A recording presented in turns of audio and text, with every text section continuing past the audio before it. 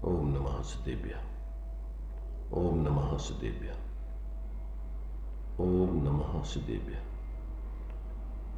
मंगलम भगवान वीरो मंगलम गौतमो गणे मंगलम कुंद कुंदात्यो जैन धर्मोस्तु मंगलम सर्वमंगल मांगल्यम सर्वकल्याणकारकं प्रधानं सर्वधर्माणां जैनं जयतो शासनं जैनं जयतो शासनम्। पंचाध्याया वैवं मम कर्तुर्ग्रन्थराजमात्मवशात् अर्थालोकनिदानम् यस्य वचस्तं स्तवे महावीरम्। देखिए, अपनी चर्चा जो है ये पंचाध्यायी में गुणों के स्वरूप को समझने की चल रही है। तो यहाँ अभी गुणत्व अधिकार चल रहा है। द्रव्यत्व अधिकार में द्रव्य को बताया, सामान्य विशेष। अब गुणत्व अधिकार में गुणों के स्वरूप को यहाँ पर अनेक दृष्टिकोणों से स्पष्ट कर रहे हैं। तो यहाँ पर्यायों से गुणों की पृथकता सिद्ध की जा रही है। एक दृष्टि से द्रव्य से भी गुणों की पृथकता सिद्ध की जा रही है, क्योंकि द्रव्य अनंत गुणों का समूह होता है, परंतु गुण अलग अलग होते हैं। तो यहाँ पर जो है गुणों को अन्वयी और सहवर्ती सिद्ध किया जा रहा है, जबकि द्रव्य अन्वय रूप है, उन गुणों में अखंड रूप से रहता है सब में। पर गुण गुणपने से अन्वयी हैं, द्रव्य की विशेषताएं हैं, द्रव्य की विशेषताओं के रूप में रहते हैं, पर एक साथ रहते हैं। पर यहाँ एक क्रम क्रम से होती हैं और व्यतिरेकी हैं, अलग अलग ही सब होती हैं। माने एक समय में सारी पर्याय नहीं होती, जबकि गुण सहवर्ती हैं और अन्वयी हैं, अन्वय के विशेष रूप रहते हैं। तो ऐसा जो है यहाँ पर गुण का गुणपना सिद्ध किया जा रहा है। द्रव्य कथनचित उस गुण से भिन्न है, पर्याय कथनचित उस गुण से भिन्न है। यहाँ पर गुण का गुणपनापन को समझना है। जब अपन भेद करके जिस चीज को समझना चाह रहे हैं तो वो अपन को वो ही रहने चाहिए, दूसरा उसमें नहीं आना चाहिए। जब अपन वस्तु की सिद्धि करेंगे तो तीनों एक दूसरे मय सिद्ध करेंगे। जो पर्याय है उस पर्याय में गुण भी है, द्रव्य भी है। जो गुण है उसमें द्रव्य भी है, पर्याय भी है। और जो द्रव्य है उसमें गुण भी है, पर्याय भी है। तो जब अपन वस्तु की सिद्धि करेंगे तो एक दूसरे मय से सब सिद्ध करेंगे। परंतु जब यहाँ द्रव्य गुण पर्याय तीनों को अलग अलग सिद्ध कर रहे हैं तो तीनों का लक्षण अपन को अलग अलग समझना है। द्रव्य अन्वय रूप रहता है, गुण अन्वयी हैं, पर्याय व्यतिरेकी हैं। गुण एक साथ रहते हैं सब, पर्याय क्रम क्रम से होती हैं, और द्रव्य सभी में समान रूप से रहता है, अखंड रूप से रहता है। नव तत्व गतत्वेपि यदि ये कत्वम न मुंचति। द्रव्य चाहे पर्यायों में जाए रहे, चाहे गुणों में रहे, वो अपने द्रव्यपने को नहीं छोड़ता है। क्या कहा? द्रव्य, क्योंकि द्रव्य गुण पर्याय व द्रव्यम, तो एक साथ गुणों में भी पूरा व्यापता है और पर्यायों में भी, चूंकि पर्याय क्रम क्रम से होती है तो पर्यायों में एक समय में वो द्रव्य पूरा उस पर्याय में व्यापता है। परंतु जितनी पर्याय होंगी उन सभी पर्यायों में व्यापेगा द्रव्य। गुण भी क्या है, जब अपन गुण की बात करेंगे तो गुण भी एक समय में पर्याय में और द्रव्य में व्यापेगा। गुण क्या करेगा? गुण भी द्रव्य में भी रहेगा। क्यों?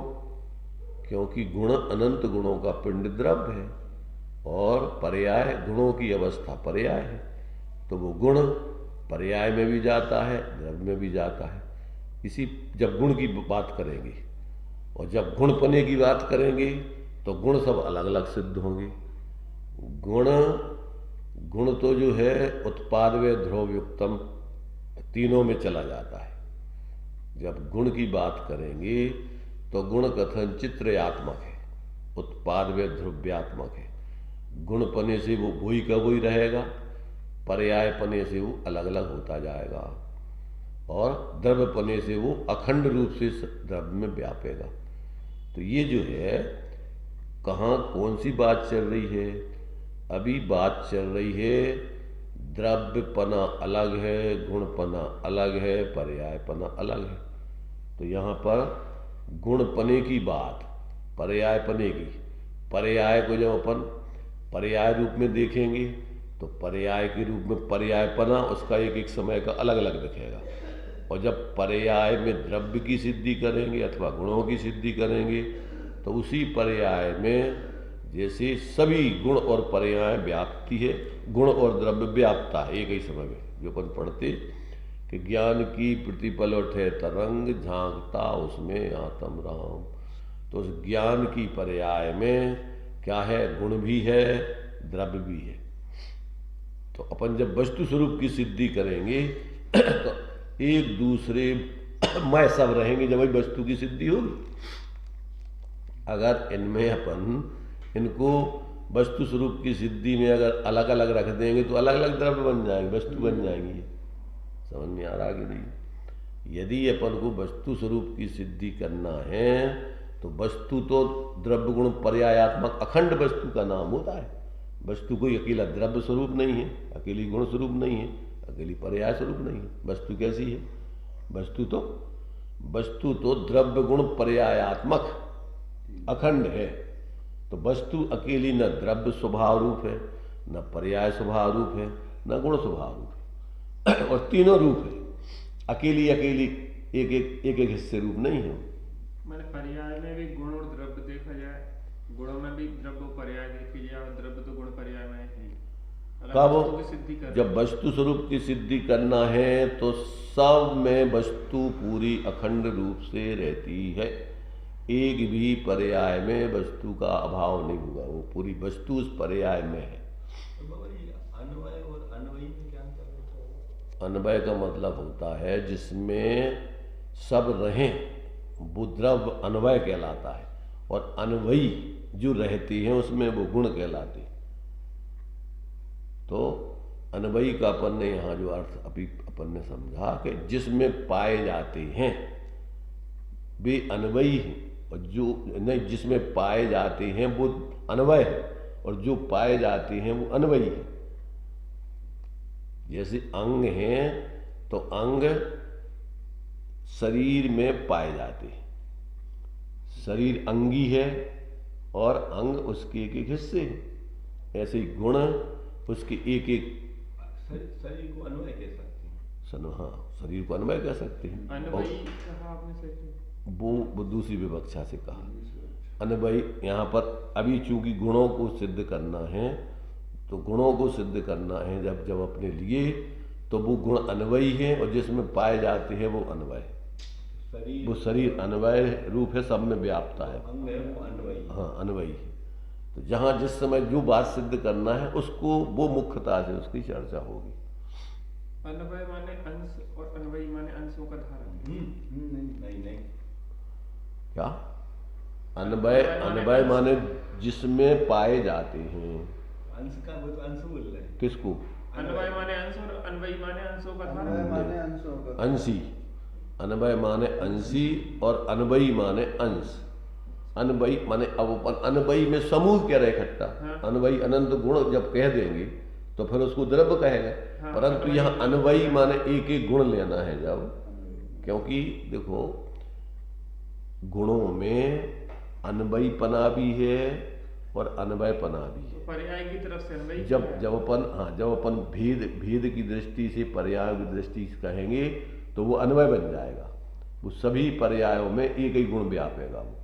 वो क्या होगा? वो अन्वय रूप से सब में वही का वही, ज्ञान ज्ञान ज्ञान। और पर्याय में मति श्रुत अवधि, तो बहुत पर्याय हो जाएंगे। तो उसमें अपन को अभी सिद्ध क्या करना है, अभी सिद्ध करना है द्रव्य। तो द्रव्य सिद्ध करना है तो वो अन्वयी क्या कहलाएगा, अन्वयी कहलाएगा। जब सिद्ध करेंगे तो वो गुण बन जाएंगे अन्वयी। हाँ, और जब आगे में गुण सिद्ध करेंगे हाँ तो पर्याय बन जाएंगी अन्वयी, और गुण बन जाएंगे अन्वय। तो अब कहाँ कौन सी बात, एक ही बात की सिद्धि में अपन गुण अन्वयी बन सकता है, अन्वयी वही कह रहे हैं। और यहाँ जब अपन को गुणों का भेद सिद्ध करना है तो व्यतिरेक भी सिद्ध हो जाएगा उसी में। गुण व्यतिरेक और द्रव्य, द्रव्य क्या है, अन्वय, उसमें अन्वय रूप से रहता है। तो वो फिर वो सारा द्रव्य सारे गुणों में व्यापेगा और गुण अलग अलग होंगे फिर भी, तो फिर उसमें अन्वय व्यतिरेक भी सिद्ध हो जाएगा। ये तो तुम्हारे वक्ता के ऊपर है कि वो किस बात को सिद्ध कर रहा है।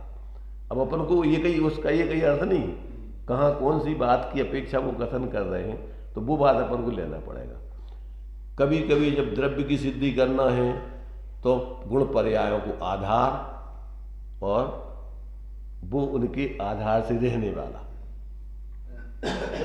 द्रव्य गुण पर्याय के आधार से बताइए आप। गुण पर्याय अरे सब सुनो, द्रव्य की प्रसिद्धि करना है तो द्रव्य किसके आधार से प्रसिद्ध होगा, गुण पर्याय। तो गुण पर्याय आधार हो गए, द्रव्य आधारमान हो गया, उनके आधार से रहता है, सिद्धि होगी उसकी जब प्रसिद्धि करना है। और जब वस्तु स्वरूप को सिद्ध करना है तो द्रव्य आधार है, गुण पर्याय आधे उसके आधार से रहते। संवर अधिकार में जी सिद्ध किया था क्या था। तो अब ये तो वक्ता क्या बात सिद्ध करना चाह रहा है। तुम्हें प्रसिद्धि करना है तो गुण पर्याय, जैसे पति की प्रसिद्धि करना है तो पत्नी के आधार से, पत्नी आधार है और पति आधे है। श्रीमती कौन की है, तो वो प्रसिद्धि पति की प्रसिद्धि का कारण है, तो पत्नी के आधार से पति की सिद्धि होगी, जबकि पत्नी पति के आधार से सिद्ध होती है। अब ये तो किस समय कौन सी बात सिद्ध की जा रही है, आपको उस समय वक्ता की दृष्टिकोण को समझना पड़ेगा। तो उसको वो किस रूप में किसको सिद्ध करना चाह रहा है उस समय। अपन अब शब्दों में अटक गए, वो लड़ाई झगड़े खड़े हो जाएंगे। इसलिए बहुत जिम्मेदारी बनती है। ज्यादातर क्या है, लोग अभी समझने की रुचि नहीं रहती है, पंडिताई करने की रुचि जल्दी आ जाती है। थोड़ा समझे नहीं, उछकन लगे मेंढरे जैसे। अरे भाई बहुत तरीके से आज गणधर देव भी चार ज्ञान के धारी समूषण में शून्य समझने को बैठे हैं अभी। और अपन ने क्या करो, तनक मनक सीख लो, बस अब तो संतुष्टि हो गई। अब उनको समझवे की इतनी रुचि नहीं है धगा जितनी उके लाने और कछू की हो बोलवे की जाती। अगर एक तरफ समझाने वाला बैठा हो और एक तरफ सभा बैठी हो के लाने, प्रवचन सुनवे के लाने, तो वो कहाँ जाएगा। जिसको बोलवे का रस चढ़ गओ तो वो दौड़ लगा के बोलवे के उसमें रुचि रखेगा कि अपन तो भैया हम तो जा रहे हैं सभा, हमारी सभा बैठी। माने उसको अंदर से जो जिज्ञासा अभी समझवे की होना चाहिए। तीर्थंकर छदमस्त दशा में बोलते नहीं है, बोले सो फंसे, बोले सो संकल्प कल कसाय आश्रय को कारण है। समझने में तो तुम्हारे लिए अपनी आत्मकल्याण का वो है, और इसमें आपको जो है निरंतर संकल्प विकल्प, और इसमें अज्ञान दशा में दम्भ को पोषण हो। बोलवे में अपनी श्रेष्ठता समझता और समझवे में अपनी हीनता समझता। बताओ तुम पंडितों को बिठाओ सुनवे के लाने, कितने पंडित बैठ के तैयार है, मंच पे बैठ के तैयार है सब, नीचे बैठ के कोई तैयार नहीं है। बड़ी दुर्दशा हो जाती है जहां व्यक्ति को मान सम्मान मिलने लगा। इस मनुष्य पर्याय की ऐसी खोटी आदत है ये, जहां उसको मान सम्मान मिलता है वहां वो अपने पहुंच जाएगा, और उससे कसाएं बढ़ती हैं, उससे उसका दम्भ बढ़ता है। और जहां उसकी मान सम्मान क्षीण होता है, विनम्रता घटित होती है, वो उते उते उसके लाने मजा नहीं है। ये स्थिति जो है, अभी हम ये कह रहे हैं कि अभी कितने लोगों को ऐसी गहराई की एक एक चीज बात का उनको पकड़ में आती है।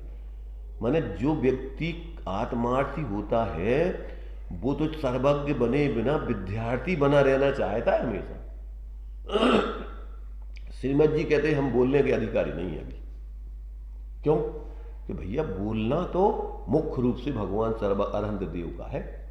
वे हैं उपदेशक, तीर्थ की कर्ता मुख्य वे हैं, तीर्थंकर हैं, तीर्थ चलावे वाले।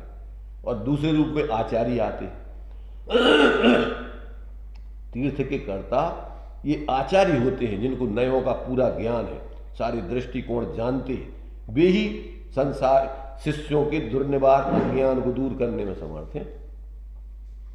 अब ज्यादातर प्रत्येक व्यक्ति आचार्यपना करना चाहता है। मनुष्य पर्याय में आ जाओ ना, समय सार में आचार्यपना परस्पर एक दूसरे को आचार्यपना करता है। नेतागिरी करने में बहुत रस आता है उसको, समझने की रुचि नहीं है उसको, विद्यार्थी बनने की रुचि नहीं है। ये जो है ये इस मनुष्य पर्याय, और देखो त्रिंश पर्यायों में ऐसा नहीं, समझ सम्यक दृष्टि बन जाए तो आचार्य माचार्य बने का काम नहीं, होते तो बस जीवे को काम है। दीप पर्याय में भी ज्यादातर तो बस वे आपस में चर्चा करके और अपने उपयोग को जो है विशुद्ध बनाए में लगे रहते। वे ज्यादा एक दूसरे को समझाने का नहीं, आपस में चर्चा करेंगे ज्यादा नहीं। कदाचित कोई नीचे के जीव हैं, कोई भाव आ जाए किसी सम्यक दृष्टि को तो कोई एक अलग चीज है, अपवाद, पर उनको मुख्य रूप से ये नहीं है। पर इस मनुष्य पर्याय की ऐसी दुर्दशा है कि थोड़ा समझा नहीं कि बस नेता बनने की बस पड़ जाती है उसको, फिर तो मंच पे बैठना चाहता है, नीचे नहीं बैठना चाहता।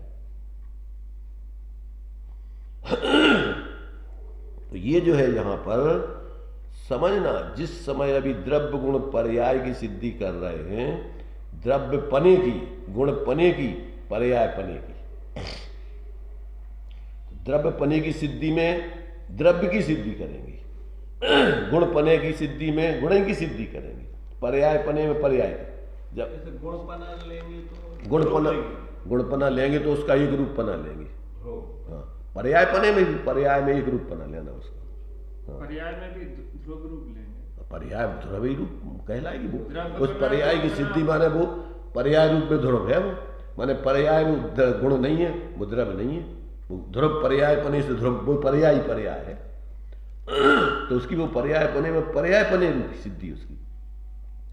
उस पर्याय में अगर अपन को द्रव्य की सिद्धि करना है तो फिर बात अलग हो जाएगी। उसी पर्याय में अपन फिर गुणों को भी देखेंगे, द्रव्य को भी देखेंगे। परंतु यहां जब पर्याय पने की सिद्धि करना है तो पर्याय ही देखना होगा, दूसरी चीज नहीं देखना उसमें। तो अब किस समय कौन सी बात चल रही है, जिस समय आचार्य देव पर्याय पने की सिद्धि कर रहे हैं तो उसको पर्याय रूप में ही बताएंगे, उसमें गुण की सिद्धि नहीं करेंगे, द्रव्य की सिद्धि नहीं करेंगे। और जब वस्तु स्वरूप सिद्ध करना है तो उसी पर्याय में सब दिखाएंगे तुम्हें। पर्याय पने में पर्याय कैसे देखेंगे? बताओ तुम पर्याय में क्या है? जब तुम्हारे लिए एक हाथ उंगलियां बता रहे हैं, पूरा बता रहे हैं, तो पूरा में पूरा ही देखने कि उंगलियां देखना कि शरीर देखना। जब तुम्हें हमें इस पूरे को बताना अकेला एक, तो ये पूरे इन पूरों से अलग हैं, ये पूरी उंगली से अलग है, ये शरीर से अलग है, ये इतना ही हिस्सा है। इसकी ध्रुवता क्या कहलाएगी? उतना ही पना रहना उसका, उसकी ध्रुवता है, वो ही रहे और कुछ नहीं हो, उसकी वो ध्रुवता है। पर्याय को देखो तीन रूप में सिद्ध किया है। एक अपने लिए पर्याय को व्यय रूप में सिद्ध किया है, एक पर्याय को अपन को उत्पाद के रूप में सिद्ध किया है, एक पर्याय को ध्रुव पने के रूप में सिद्ध किया है। कैसा सिद्ध किया? तो कैसा सिद्ध करेंगे? पूर्व पर्याय का व्यय, वर्तमान पर्याय का ध्रुव, वर्तमान पर्याय को जो ध्रुव में लेंगे तो अपने लिए पूर्व और उत्तर पर्यायों का वहां अभाव बताना है। एक में प्राग भाव, एक में प्रध्वंसा भाव। पूर्व पर्याय का अभाव बताना है और आगे की पर्याय का अभाव बताना है। तो आगे की पर्याय का नाम है प्रध्वंसा भाव, अभी उत्पन्न नहीं हुई और पूर्व की पर्याय व्यय हो चुकी और वर्तमान पर्याय अभी ध्रुव है। जब एक समय की पर्याय की ध्रुवता सिद्ध करेंगे तो दो पर्यायों का अभाव बताएंगे उसमें। पूर्व की पर्याय व्यय हो चुकी, आगे की पर्याय भी उत्पन्न नहीं हुई, वर्तमान पर्याय ध्रुव रूप है। एक ही पर्याय में काल लगा। वर्तमान की पर्याय उसको ध्रुव के हाँ। तो जो आने वाली पर्याय अभी उत्पन्न नहीं हुई, वो जो अभी भूत की पर्याय है वो विनष्ट हो चुकी। तो वो उन्हें उत्पाद दे कह सकते हैं। किसको? जो उत्पन्न नहीं हुई वो अनुत्पाद, जो अभी अनुत्पाद है, व्यय है, और ये उत्पाद रूप है। हाँ, वर्तमान पर्याय उत्पाद रूप है। हाँ, एक आगे की अनुत्पाद, हाँ, भूत की पर्याय व्यय, हाँ, और वर्तमान की पर्याय उत्पाद रूप। हाँ। एक समय की पर्याय की एक को ध्रुव और उन दोनों को उत्पाद दे। हाँ, उत्पाद व्यय नहीं, अभी अनुत्पाद, ऊपर आगे की पर्याय का उत्पाद और अनुत्पाद हाँ, और ध्रुव। हाँ नहीं, व्यय, अनुत्पाद और ध्रुव। हाँ, व्यय, अनुत्पाद और व्यय ध्रुव। हाँ, लेकिन ऐसा उसमें। एक ही पर्याय में तो नहीं घटेगा ना, तीनों लेकिन में तो घटा रहे हैं बताएं। सुनो, पूर्व की एक पर्याय पर्यायों की अपेक्षा द्रव्य में त्रिकालवर्ती पर्यायों की सिद्धि करना है। एक गुण में अथवा द्रव्य में तीनों कालों की पर्याय सिद्ध करना है। पर्याय दृष्टि से त्रिकालवर्ती द्रव्य कहलाता है। तो चूंकि तीनों काल की पर्याय वर्तमान में तो होती नहीं है, त्रिकालवर्ती पर्याय सिद्ध करना है तो भूत की पर्याय को भूत रूप सिद्ध करेंगे, भविष्य की पर्याय को भविष्य रूप सिद्ध करेंगे, वर्तमान की पर्याय को वर्तमान सिद्ध करेंगे। द्रव्य में त्रिकालवर्ती पर्यायों का पिंड है, तो प्रत्येक समय वर्तमान की पर्याय वर्तमान ही रहेगी, प्रत्येक समय भूत की पर्याय भूत ही रूप रहेगी, प्रत्येक समय भविष्य की पर्याय भविष्य रूप रहेंगी। तभी तो उसमें द्रव्य में पर्यायों की त्रिकालवर्तीपना सिद्ध होगा। भूत की पर्याय सब व्यय हो चुकी हैं। अब उसको अगर अपन द्रव्य की दृष्टि से सिद्ध करें तो भूत की पर्याय द्रव्य में योग्यता रूप में विद्यमान है, भविष्य की पर्याय द्रव्य में शक्ति रूप विद्यमान है, और वर्तमान की पर्याय व्यक्ति रूप विद्यमान है द्रव्य में। हम ये कह रहे हैं कि एक पर्याय में ही उत्पाद्य द्रव्य। तुम जितनी हम कह रहे हो उतनी सुनू करिए। तुम एक पर्याय में कैसी लगाओगे तुम? वही तो पूछ रहे हैं और क्या। तीन पर्याय होंगी उसकी, एक भूत की पर्याय होगी, एक भविष्य की पर्याय होगी, एक वर्तमान की। तो त्रिकालवर्ती जब पर्याय सिद्ध करोगे तो त्रिकालवर्ती पर्याय एक समय में कैसे हो जाएंगे? द्रव्य की सिद्धि करना है तो त्रिकालवर्ती पर्यायों का पिंड द्रव्य है। तो कैसे है वो त्रिकालवर्ती? कि भूत की पर्याय उसमें सब योग्यता रूप में विद्यमान है। अब भविष्य की पर्याय द्रव्य में, गुण में कहो द्रव्य में कहो एक ही बात, शक्ति रूप विद्यमान है, और वर्तमान पर्याय द्रव्य में व्यक्ति रूप है। तो वो द्रव्य वर्तमान में पूरा उस पर्याय रूप ही विद्यमान है। क्यों? कि दो प्रकार की पर्याय तो द्रव्य या गुण ही रूप है, वर्तमान की पर्याय व्यक्ति रूप है। तो द्रव्य अभी कहाँ है? अभी वर्तमान की पर्याय में पूरा का पूरा क्षणिक तादात्म्य संबंध द्रव्य का पाया जा रहा है। द्रव्य का गुणों पर्याय के साथ संबंध कैसा है? क्षणिक तादात्म्य संबंध। तो किसके साथ रहेगा? वो वर्तमान की पर्याय के साथ क्षणिक तादात्म्य संबंध है। उस समय पूरा द्रव्य वर्तमान पर्याय का गुण वर्तमान पर्याय में मिलेगा, इसको इसके अलावा कहीं नहीं मिलेगा आपको। अब ये अपन को कहां कौन सी बात सिद्ध करना है? अब ये जब त्रिकालवर्ती पर्यायों की सिद्धि करना है तो भूत की पर्याय आपको उसमें क्या है? व्यय रूप मिलेंगे, हो चुकी। भविष्य की पर्याय अभी क्या है? अनुत्पाद रूप मिलेंगे, अभी उत्पन्न नहीं हुई। शक्ति रूप है द्रव्य में, व्यक्त होंगी अब क्रम से। और वर्तमान की पर्याय एक व्यक्त रूप है। अभी जिस समय द्रव्य जहां है या गुण, वो वर्तमान की पर्याय, वो वर्तमान की पर्याय में आपको उसमें वो द्रव्य वो प्रतिपल उठ रही उसमें तरह। अभी मनुष्य पर्याय है, व्यंजन पर्याय देखें अपन तो मनुष्य अभी अजीब अभी कहाँ है? पूरा मनुष्य ही है। क्या मिलेगा? अब तुम कहो कि पर्याय के बिना द्रव्य होता है, पर्याय के बिना द्रव्य होगा तो द्रव्य ही नहीं सिद्ध होना भाई। वो द्रव्य पने की सिद्धि करना है। काय की सिद्धि करना है? द्रव्य पने की सिद्धि करना है तो गुण भेद भी नहीं देखना उसमें, पर्याय भी नहीं देखना, देखना नहीं, अभाव नहीं बताना उसमें, देखना नहीं, देखने का तरीका है वो गुण कर देना। वहां आप द्रव्य देखोगे तो द्रव्य पने में आप द्रव्य अखंड द्रव्य, एक गुण भी नहीं। द्रव्य में भी दो ले सकते हैं, क्या? एक द्रव्य एक द्रव्य पना। हाँ तो वो इतने अपन अभी जो द्रव्य पने की बात कर रहे हैं, अभी द्रव्य की बात नहीं कर रहे। द्रव्य यही तो द्रव्य के दो रूप हो जाते हैं, एक द्रव्य पने रूप द्रव्य और एक द्रव्य उत्पाद में द्रव्य या गुण पर्यायवत द्रव्य, वो द्रव्य हो जाएगा। तो पूरा पूरा पूरा पूरा द्रव्य, और इसमें अखंड द्रव्य या सामान्य द्रव्य या अभेद द्रव्य या एक द्रव्य, ये द्रव्यपने की सिद्धि कर रहे हैं। अरे जैसे बाबा जी ये मागनंदी आचार्य हुए हैं, उन्होंने जो 108 सूत्र लिखे तो वो द्रव्यपने की अपेक्षा से ही लिखे हैं। देखो, जब अपने लिए समाधि मरण करना है तो आपको प्रयोजन की मुख्यता से कथन किया जाए। तो द्रव्यपने की अपेक्षा वो हम क्या रहे, तो वहां प्रयोजन समझो काय के लाने हैं वे सूत्र कि जिस समय आपको या तो स्वानुभव करना है या समाधि। समाधि का मतलब दो ही बुद्ध है। समाधि का मतलब पर्याय से पर्यांतर हो रहे, और समाधि का अर्थ स्वरूप में समा रहे। समाधि का अर्थ अकेले पर्याय से पर्यांतर नहीं, रूढ़ी से है वो तो पर्याय से पर्यांतर। समाधि का अर्थ है समता में, और समता में आना है तो पर्याय अपने द्रव्य को ही देखेंगी, उसी का आश्रय करेंगी, तभी समता रहेगी, नहीं तो संकल्प विकल्प छदमस्त के पैदा होंगे। व्यवहार के लक्ष्य से छदमस्तों को विकल्प पैदा होते हैं, इसलिए उनके लिए परमार्थ या निश्चय का या अभेद का लक्ष्य करा के विकल्पों का भाव कराया जाता है।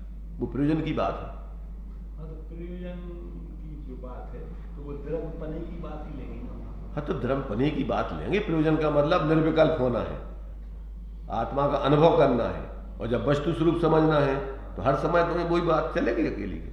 वस्तु स्वरूप समझेंगे तो जैसा वस्तु का स्वरूप वैसा बताना पड़ेगा। और तुम कहोगे नहीं नहीं नहीं नहीं वो द्रव्य है ही नहीं है। कौन सा भैया का है द्रव्य? बिना गुण पर्याय कौन सा का है? फिर द्रव्य गुण पर्याय अलग द्रव्य का। ये क्या है? वर्तमान में जिनको अभी कल्याण नहीं करना है, संप्रदायों में अपना स्वार्थ साधना है, वे व्यक्ति सामने वाले की संप्रदाय की कसायों की पुष्टि के लिए उपदेश देते। जिसकी वो मान्यता है विपरीत, उसी का पोषण करने का उपदेश देंगे, क्योंकि उनको खुद नहीं पता वे भी सांप्रदायिक हैं। अगर वे व्यक्ति सांप्रदायिक नहीं है, वस्तु स्वरूप को समझते हैं, सामने वाले की क्या हो गई है, अधिकता हो गई है, खेच हो गई है, पक्ष आ गया है, तो जिस पक्ष उसको पक्ष आ गया है, सांप्रदायिक बुद्धि हो गई है, एकांत खड़ा हो रहा है, वहां पर उसको दूसरी तरफ से उपदेश देना जरूरी है। उसकी बात को नहीं मानना कि नहीं नहीं ऐसी बात नहीं है, ये वो द्रव्य की बात नहीं चल रही है, यहाँ वो प्रयोजन की बात। यहाँ तो जब अपन को अभेद की बात करेंगे तो वो बात है, यहाँ तो वस्तु समझो आप पहले वस्तु समझो, और फिर इसके बाद प्रयोजन साधने के लिए मुख्य गुण करो। तो अब तुमने प्रयोजन की बात कोई वस्तु स्वरूप बता दिया। वस्तु स्वरूप नहीं नहीं वो तो द्रव्य ऐसा ही होता है। द्रव्य गुणा बिना पर्याय के ही होता है, द्रव्य बिना गुणों के ही होता है, गुण भेद भी नहीं है। अरे वो प्रयोजन की बात है, द्रव्य में गुण पर्याय सब है, द्रव्यपने में नहीं है। तो अब वो द्रव्यपना और द्रव्य ये भी अभी लोगों को निर्णय नहीं है, ध्यान रखना। अभी जब द्रव्य की बात करेंगे तो ये कही है द्रव्यपने की बात करते हैं, द्रव्य की बात कहेंगे तो द्रव्यपने की बात करेंगे, वे द्रव्य की बात नहीं करेंगे। वे कहते नहीं ये तो ज्ञान का विषय है, ज्ञान का विषय माने मिथ्यात्व का विषय, दृष्टि का विषय, दृष्टि का विषय। दृष्टि माने का, दृष्टि माने का कौन? उन्हें ऐसा मान रखा है कि दृष्टि का विषय माने अपन को इसे सम्यक दर्शन हो जाए, इसे मिथ्या दर्शन हुई है, तुम्हें निश्चयाभास खड़ा हो रहा हो तुम्हारा। चूड़ामल जी ने जो 4-3 आभासी बताए, वे कैसे बताए कि तुमने एकांत से द्रव्य को तुमने पर्यायों से रहित मान लिया, ऐसा है द्रव्य में पर्यायों की शुद्धि के लाने प्रयोजन से, प्रयोजन की मुख्यता से वो तो बात बताई थी तुम्हें, और तुमने वो द्रव्य को सर्वथा भाई कि दृष्टि को विषय द्रव्य अलग है और ज्ञान को विषय द्रव्य अलग है, ऐसे 2 द्रव्य है अलग अलग। अरे वो प्रयोजन अपने आत्महित की, वो ज्ञान के लाने भी वही है और चारित्र के लाने सबके लाने वही है। अनंत गुणों का आश्रय उसी को होना है, पर्यायों का, अनंत गुणों की पर्यायों का। वो तो ज्ञान की दृष्टि से भी ये कई ध्येय है, ये कई श्रद्धेय है, ये कई चारित्र की दृष्टि से ध्येय, और ज्ञान की दृष्टि से ज्ञेय, और श्रद्धा की दृष्टि से श्रद्धेय। तो वो दृष्टि कोई विषय अकेलो है कि ज्ञान को विषय भी है, चारित्र को विषय भी है, वही को उसी में लीन होना है, उसी को अपना स्वरूप जानना है। जब अपन को प्रयोजन साधना है तो वही अपना स्वरूप है, और अपन अंश नहीं है, अपन गुण पर्याय नहीं है, अकेले मात्र। गुण पर्याय अपने में है पर अकेले मात्र उतने अपन नहीं है, अपन को तो अखंड देखना। तो ज्ञान को विषय वही है, श्रद्धा को विषय वही है, चारित्र को विषय, अकेले दृष्टि को विषय कहां से होगा? जब प्रयोजन की बात करेंगे तो सब अनंत गुणात्मक सम्यक दर्शन किसे कहते हैं? सर्वगुणांशु संकेत, सब गुणों की समीचीनता लाना है तो उसी द्रव्य स्वभाव का आश्रय करना पड़ेगा आपको, चारित्र में भी करना पड़ेगा। वीर भी उसी स्वरूप के आश्रय से स्वरूप की संरचना करेगा। तो एक जो रूढ़ी पकड़ लेते हैं लोग, अब उस रूढ़ी को संप्रदाय के छुड़ाने के लिए अब वो रूढ़ी तोड़ने को स्वीकार, तुम्हें विपरीतता में ले जाएंगे कि ये व्यक्ति जो है वो ये दृष्टि की बात नहीं करता, ये तो ज्ञान की बात करता है, ये तो मिथ्या दृष्टि है। और वो तुम्हारी मिथ्या दृष्टि पर दूर कर के लाने बोला, वो सब जान लो कि तुमने एकांत पकड़ लो। अब वो तो तुम्हें अलग, क्योंकि बहुमत उनका है और उनको एकांत से भाई वही करना है, आत्मकल्याण तो करना नहीं है, उनको तो संप्रदाय का पोषण करना है, मान सम्मान चाहिए, उनके लाने ख्याति लाभ पूजा चाहिए, उसको तो कुछ चाहिए नहीं है। टोडामल जी को मरवा दो, कौन ने मरवा? जैनों ने। क्यों? क्योंकि वे सबकी पोल पट्टी खो रहे हैं, सातवां अधिकार उनने लिखो, कौन को लिखो? दूसरे लोगों को। आज जितने परस्पर में लड़ाई झगड़े हैं आपस में जैनों की हैं, अन्य लोगों के नहीं है उतने झगड़े। क्यों? क्योंकि इनमें ही सांप्रदायिक बुद्धियां घुस गई, व्यक्तिवादी बुद्धि घुस गई, स्वार्थ बुद्धि घुस गई, ख्याति लाभ पूजा को अपनो संप्रदाय करके खड़ो करके उसमें से उनको अपने मान सम्मान चाहिए। जितने प्रोफेशनल पंडित बन गए सब, धंधे करने वाले, व्यापार है जो का जीव आजीविका एक के ऊपर चल रही उनकी सब। और क्यों? इससे अच्छा और कोई धंधा नहीं है। मान सम्मान, ख्याति लाभ पूजा सब कुछ बढ़िया आराम से। घर में तो अपन मेहनत करने पड़ा। इन पंडितों को दुकान में बैठा रहो तो 1 मिनट नहीं बैठ पाओगे, अरे हम दुकान जारी करेंगे। जबकि पुराने विद्वान अपनी आजीविका के लिए अलग से कार्य करते रहे, उनने कभी इससे अपना कोई लौकिक प्रयोजन नहीं साधा, तब जाकर के आज वे जिन धर्म की इतनी प्रभाव न कर पाए। देखो आप, इतने पुराने विद्वान हैं, सबके लिए आज क्यों मानते हैं सब लोग? क्यों? तो उनका कोई लौकिक प्रयोजन नहीं था। अनेकांत दृष्टि से जैसा वस्तु का स्वरूप है, प्रयोजन साधने के लिए जहां जो कहना है वो करते थे। इसलिए भाई यहां पर अपन को, अब हमने कहा था चल नहीं पाएगा। क्यों? कि किसी को समझने की रुचि तो है नहीं। अब हमारे लाने खाना पूर्ति करने के लाने तो हमारा स्वाध्याय है नहीं। हमें तो समझने वस्तु समझ के अपना खुद का स्वाध्याय करना और दूसरों के लाने वस्तु स्वरूप समझाना। अब सबके सब जो है वह समझदार बन गए, इसे उनको कोई मतलब नहीं। अब भी कोई लोग सत्संग था तो उसके लाने रुचि थी, वो टाइम पे जो है अपने चलो चलो क्या पंडित चले बैठे स्वाध्याय। अरे हम ये कह रहे हैं हम आ जाएंगे तो ये तो ठीक है, हम तो ये कह रहे हैं कि धगस से प्राणपण से जिसको रुचि होती है उसके लाने कुछ नहीं है, इसके अलावा हमें कुछ करने ही नहीं है। भाई इधर तो समस्याएं बहुत है ना, बहुत आदमी की एक तो समस्या नहीं, अब भी है उनको इतने आगे सो जा अकेले, बस ये ही काम है और उसे जाकर काम करेंगे पूरा। अब ऐसे लोगों को अपना समय थोड़ी इतना खराब करने के लाने। भाव दीप का कारण भैया हम कौन को सुनाए, हम लिख अपना स्वाध्याय चिंतन मनन करके लिख रहे हम तो, और जो पात्र जीव उसे पढ़ लिखियो, और हमें अभी तो सुना रही हमें कोई दिखाई दो, हम अपना कैसे समय खराब करें? आगे जाओ, ले जाओ, कहाँ ले जा रहे तुम गाथा जो तुम्हें समझ में नहीं आ रहा कुछ, हम जो समझा रहे कहाँ समझ रहे तुम, कहाँ समझ रहे तुम, जाओ बताओ। तुम जो है टाइम पे जो है आते हो, टाइम पे सब काम करते हो, खड़े हो कितने खड़े हो तुम रोड पे, हमारे पास आए तुम कौन से सुनने, तुम्हें रोड से सुनने क्या कहते इस आश्रम से सुनने? भाई जिसे सुनने हैं उनके लाने उनके पास भी तो जाओ कि तुम भैया कोई तैयार होगा तो वो आवे।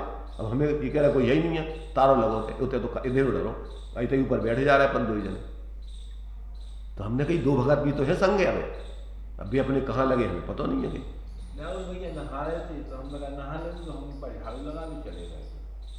सबकी अपनी अपनी भाई रुचि, उनको जो थोड़ी है, पहले उनको रुचि है जो अपने काम, उनको अपने हिसाब से जो काम करना है, सबकी यही रुचि है।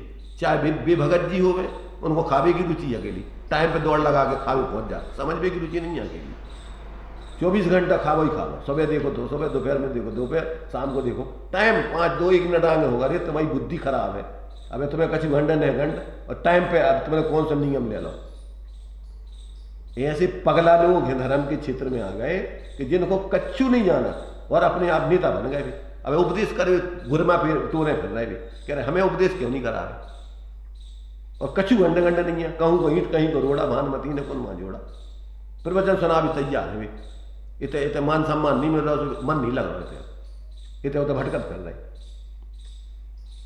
ये ऐसी बुद्धुड़दशा है, कीखों का करे।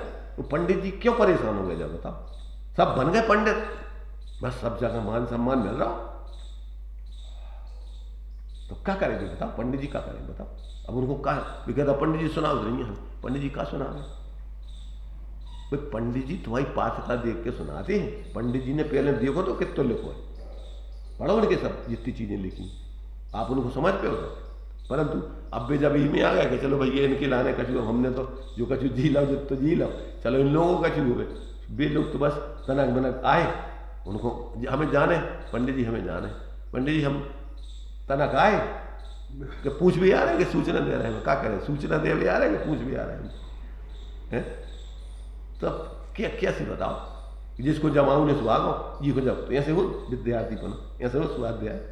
अरे ये तो कंटिन्यूटी में टाइम से पूरे आप सुनो, रुच करके एक एक चीज के भैया जो नहीं समझे तो हमारा कल्याण नहीं होने अभी। तो अब ये जो है देखो क्या है, अब इसमें लोगों को क्या लगा था कि भैया जी तो जब देखो जब बुराई दिखाते, देखो हम सुधारते नहीं है, हम विधि बताते हैं, हर काम विधि से होता है। सुधार तो कोई भगवान नहीं सकते कोई भी, कहाँ सुधार की व्यवस्था बताओ, अगर सुधार की व्यवस्था हो तो एक ही सुधार दे सबको। तो ये तो विधि किसकी कौन सी चीज, जैसे मुनिराजों को आहार दान देने, तो कैसे भी आहार दान दे दे, क्योंकि विधि हो तो कैसे नहीं, विधि नहीं मिले तो ले लेंगे। ऐसे स्वाध्याय की विधि मिले तो स्वाध्याय हो जाए, कैसे हो जाए स्वाध्याय बताओ। इतना गंभीर विषय है, अपन को बताया है कि स्वाध्याय का 8 प्रकार के अंग बताए स्वाध्याय की, शब्दार्थ नहीं क्या है, जैसे सम्यक दर्शन के 8 अंग हैं ऐसे सम्यक ज्ञान के 8 अंग हैं। तो शब्दार्थ नहीं, शब्दाचार, उभयाचार नहीं, शब्दाचार, अर्थाचार, उभयाचार, कालाचार, विनयाचार, बहुमानाचार, उपधानाचार, अनन्यवाचार, ये 8 अंग पूर्वक आपको सम्यक ज्ञान की आराधना करना चाहिए। समय पर पूरी व्यवस्था पूर्वक एक एक चीज का अर्थ आगे पीछे का कहाँ कौन सी तरफ से क्या अर्थ चल रहा है, इन सबको लगाते हुए उपधानाचार, धारणा में जमा, इधर पढ़ा जा रहा है पीछे को भूला जा रहा है। अब हम तुम्हें क्या समझाया कि हम कौन सी विवक्षा से कौन सा कथन कर रहे हैं। अब तुम हम लगा रहे कहूँ, तुम लगा रहे कहूँ, हम द्रव्य पने की बात कर रहे हैं, तुम द्रव्य की बात कर रहे हैं, हम पर्याय पने की बात कर रहे हैं, तुम पर्याय की बात कर रहे हैं, हम गुण पने की बात कर रहे हैं, तुम गुण की बात कर रहे हैं। बात उनमें कितना अंतर आ गया। हम उसकी अखंडता की बात कर रहे हैं, तुम अंश की बात करने लगे, तो कैसे काम चलेगा बताओ, हम कैसे समझा पे भाई। विषय जो जिस तरीके का है वो तो उसी तरीके से समझना पड़ेगा ना। तो पूरी आपको आगे पीछे का याद रखोगे और फिर उसको सही लगाओगे, जहाँ जिस विवक्षा से कथन चल रहा हो उतने वो विवक्षा लगाओगे, तब तो वो बात सिद्ध होगी, न तो कैसे सिद्ध होगी। बहुत गंभीर, देखो जिम्मेदारी सामान्य नहीं है ये। इतना भी एक अक्षर भी तुम अर्थ का अनर्थ कर दोगे, पाप के भागीदार होते हो, और सामने वाला व्यक्ति वस्तु स्वरूप से विपर्यास हो जाएगा। तो टोडामल जी की बात नहीं है, जितने भी ज्ञानी हुए हैं कि भैया लघुधि तथा प्रमादते शब्द अर्थ की भूल, सुधी सुधार पढ़ो सदा जो पाओ भवकूल। इतनी सजगता रहने पर भी किसी प्रकार हमसे अल्प बुद्धि के कारण, असावधानी के कारण, लघुधि तथा प्रमाद से हमारी क्योंकि अभी छदमस्त है, असावधानी हो सकता, कहीं कहीं हम सोच रहे कहूँ बोल रहे कहीं लिख दम, तो हमारी अल्प बुद्धि से, थोड़ी असावधानी से कहीं अगर शब्द अर्थ में कहीं कुछ भूल हो गई हो तो हे बुद्धिमानो सुधार के पढ़ना। ये नहीं कि भैया जो लिखो तो तुमने लिख दो, हमने लिखा है पूरी सावधानी से लिखा है, हमने जानबूझ की गलती नहीं की। उसमें भावदीप का में अंत में रहे कि हमने जो ग्रंथ कौन के लाने लिखो, हमने कभी अपने मान कसाय पोषण को नहीं लिखो, कसाय से नहीं लिखो, अपने संप्रदाय चलावे को नहीं लिखो, हमने उन दोष देखे वालों को नहीं लिखो, दुष्ट बुद्धि वालों को नहीं लिखो, हमने तो आत्मार्थी जीवों के लिए लिखा है। अपने खुद की बड़ी सावधानी, अपने कल्याण पूर्वक लिखा, अपने लक्ष्य के हित पूर्वक लिखा है, हमारा और कोई प्रयोजन नहीं। तो अंत में उन्होंने दिए कितने कितने प्रकार से हमने ग्रंथ किसको लिखा है, क्यों लिखा है, कैसे नहीं लिखा है, किन के लिए नहीं लिखा है, ये सब बातें दी आखिरी में। तब ये उस समय उनके सामने समस्याएं थी ना सब, पूरा का पूरा लिखा। अब एक भाषा में अंतर कर रहे हैं तो वो लिखो कि भैया भाषा में कोई धर्म को अंतर नहीं होते, जो भाषा में अंतर धर्म से समझे वो घोर मिथ्या दृष्टि है। भाषा तो माध्यम है समझने को, संस्कृत में धर्म ज्यादा हो, प्राकृत में ज्यादा हो, ये मूर्ता में मत आ जाना। तो भाषा तो एक वस्तु स्वरूप समझने को माध्यम है। समूषण में भी 18 महाभाषाएं, 700 लघु भाषाएं चलती, तो कछु भाषा धर्म नहीं है, भाषा तो एक माध्यम है। तो आपको सरल जिस भाषा में समझ में आए वो भाषा में समझिए। जो नहीं है कि जिनने कछु मूढ़ों ने ऐसी कह दी कि वो संस्कृत में अगर तुम विधान करोगे तो अरे इसका फल बहुत मिलेगा, अब तुम्हें कछु पता ही नहीं कि क्या बोल रहे। ऐसे मूढ़ लोग हैं कि बेचारे भोले जीवों को समय खराब कर जाते हैं। और लोग भी भोले जी, हाँ सही कह रहे हैं भैया, ये तो इतने बड़े पद के धारी है, ये खराब कैसे बोलेंगे।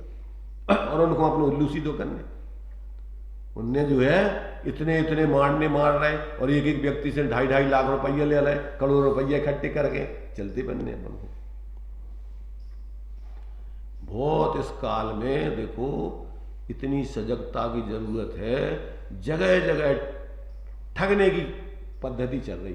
क्यों कि इस काल में ज्ञानी पैदा होते नहीं, तीर्थंकर भगवान है नहीं है, परंपरा रह नहीं गई, सब मनमाने तरीके से जिसके मन में जो आ रहा, हम मठाधीश हैं बेकर है, हम अधिकारी हैं, बताओ। तो ये जो है इस वर्तमान काल में अपन को बहुत सावधानी की जरूरत है। इसलिए अपन को बड़ी विनम्रता से, सरलता पूर्वक, भाग्य से अपन को जिनवाणी मिली, ज्ञानियों ने जितना बन सकता है तुम्हें सरल से सरल करने का प्रयत्न किया। जिस भाषा में जगह जगह के उन्होंने अनुवाद करके विद्वानों ने और तुम्हें सरल भाषा में सामने प्रस्तुत किया, वो अपनी जिम्मेदारी बनती है कि अपन एकमात्र आत्मार्थ के लक्ष्य से ये जिनवाणी को सेवन करें। धर्म के क्षेत्र में आत्मार्थ के लक्ष्य से आए, इतने और कोई प्रयोजन नहीं रखें। अभी के लाने तो अपन को ढूंढने पड़े ऐसे आदमी।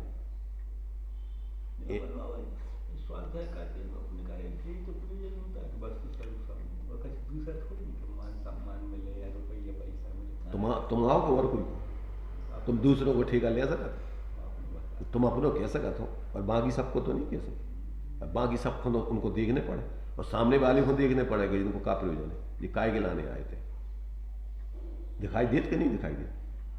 पर उनको सामने समझ में आओ, तुम आयोजन कर रहे भी कह रहे कि तुम्हें अगर पैसा इकट्ठा करने हो तो बड़ो आयोजन कर लो, समझ में नहीं आ रहा उनको अभिप्राय काय के लाने जो कर रहे आयोजन जी, हम तुम्हारे लाने इतने लाख रुपये बचवा दें, नहीं समझ में आ रहा कि जी काय के लाने कर रहे आयोजन, भोली जनता का समय खराब करने के लाने कर रहे कि आत्मकल्याण के लाने कर रहे।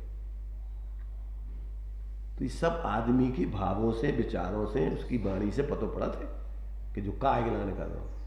तो अब मान लो जो अच्छे भावों से है तो उनको उतनी पात्रता भी तो होगी।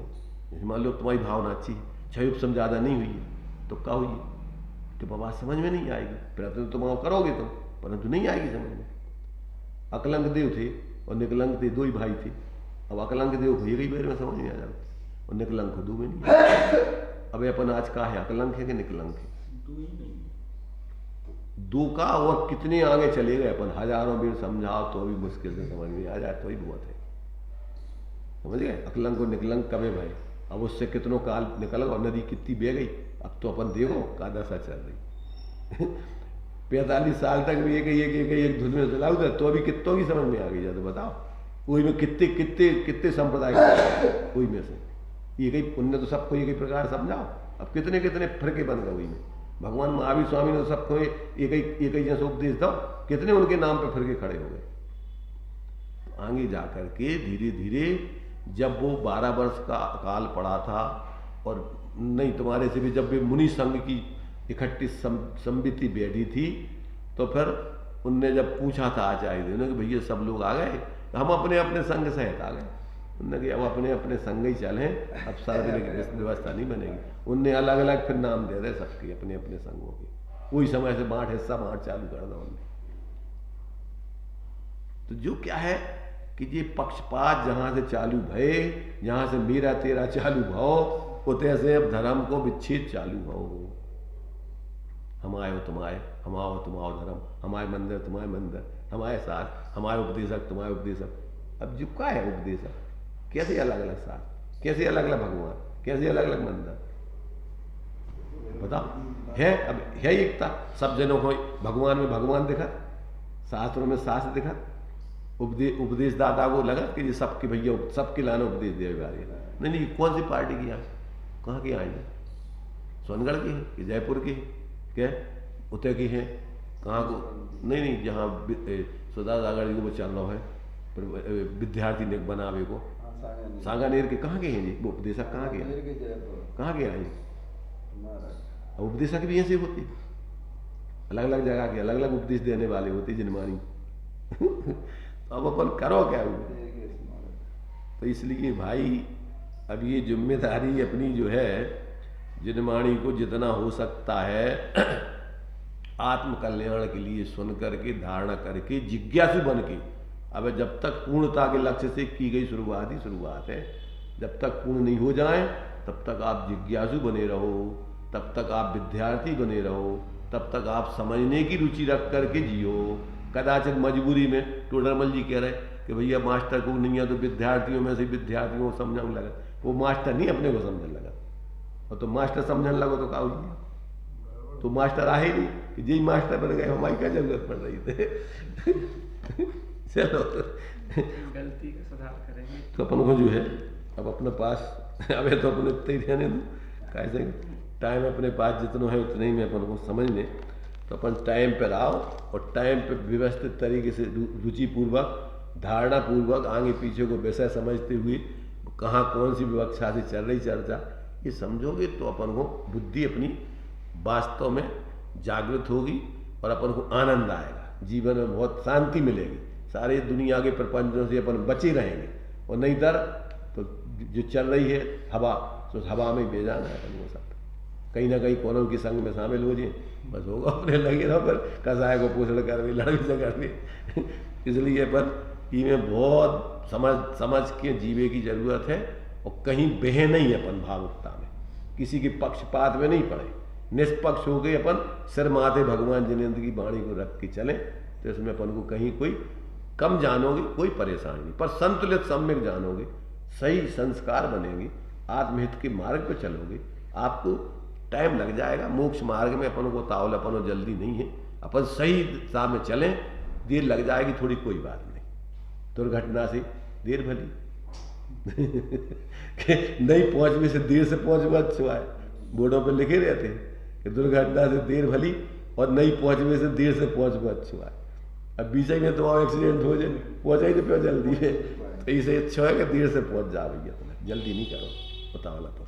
चलो अभी अपन इतना ही रहने दें आज। सापेक्ष अमृत जिन वचन निरपेक्ष चैतन्य दर्शार काल में अनुभव करो हे भक्तजन, तीर्थंकरों के विरह में यदि न रहे जिन वचन, तो स्वपर हित कैसे करें इस जगत में फिर भक्तजन।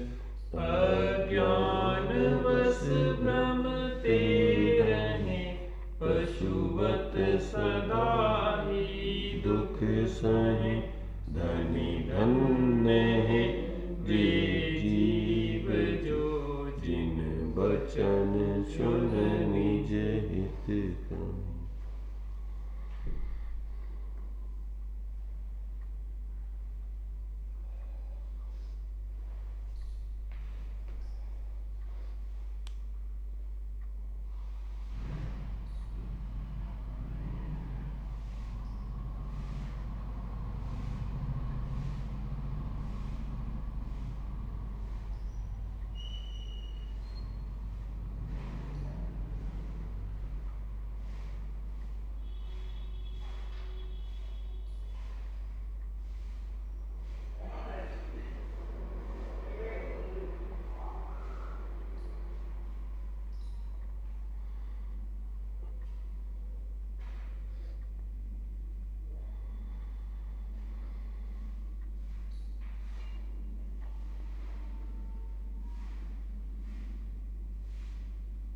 वाला सान। में गुणों